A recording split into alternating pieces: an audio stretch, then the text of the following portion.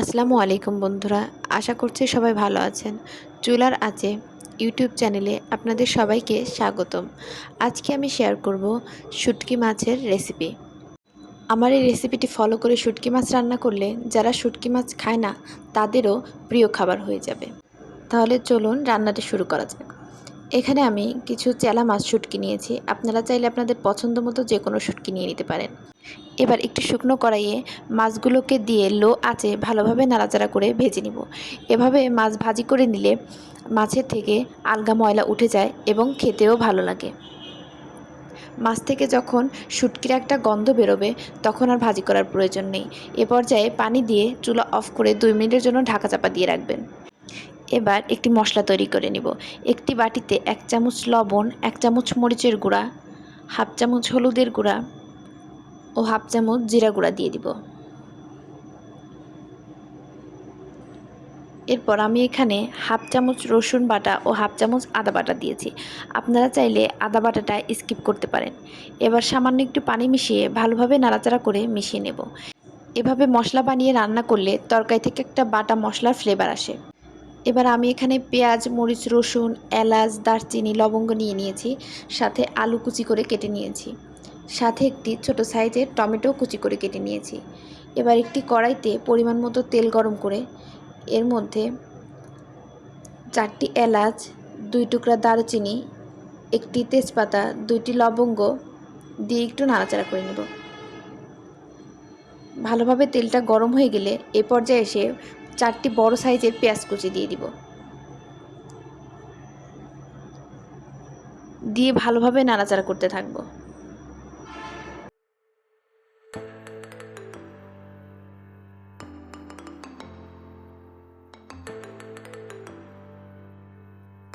পেঁয়াজটা যখন একটু নরম নরম হয়ে আসবে তখন এর মধ্যে রসুন কুচি ও মরিচ দিয়ে দিব। আমি এখানে 3টি কাঁচামরিচ কেটে ব্যবহার করেছি। আপনারা আপনাদের পছন্দ মতো ঝাল দিয়ে দিবেন। এবার পেঁয়াজ রসুন সব যখন একসাথে লাল হয়ে যাবে তখন সেই বানিয়ে রাখা মশলাটা দিয়ে দিব। দিয়ে ভালোভাবে নাড়াচাড়া করে দিব।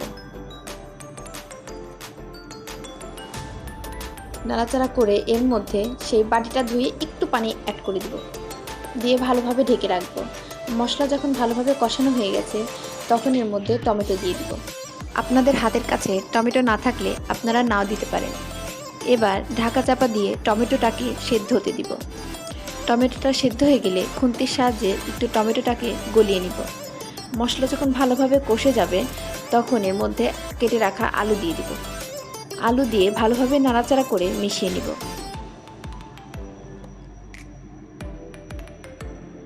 নাড়াচাড়া করতে করতে যখন চারপাশ দিয়ে তেল ভেসে উঠবে তখন এর মধ্যে পানি দিয়ে দিব।